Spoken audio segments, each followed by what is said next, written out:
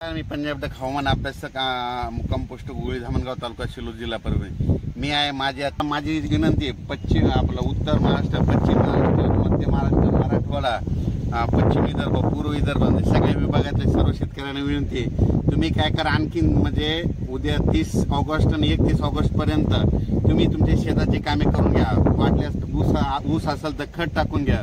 त्याच्यानंतर एखादं उडीद काढायचं राहिलं असेल तर ते काढून झाकून ठेवा। ज्यांचा मूग काढायचा असेल तर ह्या 2 दिवसात काढून झाकून ठेवा।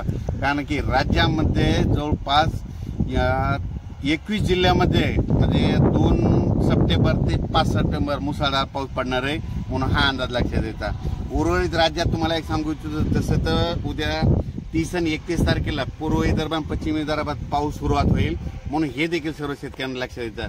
पण राज्यात सांगायचं झालं तर आता म्हणजे 2 सप्टेंबर ते 5 सप्टेंबर दरम्यान पुन्हा आणखी जोरदार पाऊस पडणार आहे। सगळ्यात जास्त मराठवाड्यामध्ये पडणार आहे, विदर्भात पडणार आहे, पूर्व विदर्भात पडणार आहे, नाशिककडे पडणार आहे, उत्तर महाराष्ट्रात पडणार आहे म्हणून हा अंदाज लक्षात येता। सविस्तर लगेच आता आपण डिटेल दिलेच जाईल। सर्व शेतकऱ्यांनी मूग असेल, उडीद असेल, विदर्भ मराठवाड्यातल्या शेतकऱ्यांनी काढून घ्यावे।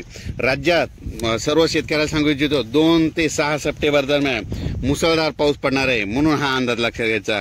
आणि परत एक सांगतो की राज्यामध्ये उद्या 30-31 दरम्यान देखील राज्यात पाऊस असणार आहे, फक्त पूर्व विदर्भाकडे सुरू होणार आहे म्हणून हा अंदाज लक्षात घ्यायचा। पण राज्यात सांगायचं झालं तर आपण तुम्हाला एक माहिती असं म्हणून सांगतो की उत्तर महाराष्ट्रामध्ये खूप पाऊस पडला आणि शेतकऱ्याचं खूप अतोनात नुकसान झालं, काहींचा फायदा झाला।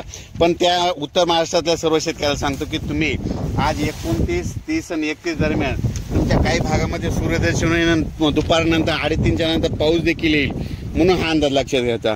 पण उत्तर महाराष्ट्रातल्या सर्व शेतकऱ्याला सांगू इच्छितो की तुम्ही 2 तारखेच्या आत तुमच्याकडे ऊस असेल किंवा कांदा असेल, कांद्याची रोपं असेल तर तुम्ही या 30, 31 आणि 1 तारखेपर्यंत तुमच्या भागात हवामान कोरडं राहणार आहे। उत्तर महाराष्ट्रामध्ये म्हणजे नंदुरबार, धुळे, जळगाव, नाशिक या भागामध्ये कोरडं राहणार आहे म्हणून तुम्ही तुमच्या ऊसाला खत वगैरे टाकायचं तर टाकून घ्या। पण तुमच्या उत्तर महाराष्ट्रामध्ये 2 तारखेपासून ते 5 तारखेपर्यंत जसा आता मागं पाऊस पडला तसा जोराचा पाऊस पडणार आहे। पुन्हा गोदावरीला पाणी येणार आहे, पुन्हा ते गोदावरीला पाणी आल्याच्या नंतर पुन्हा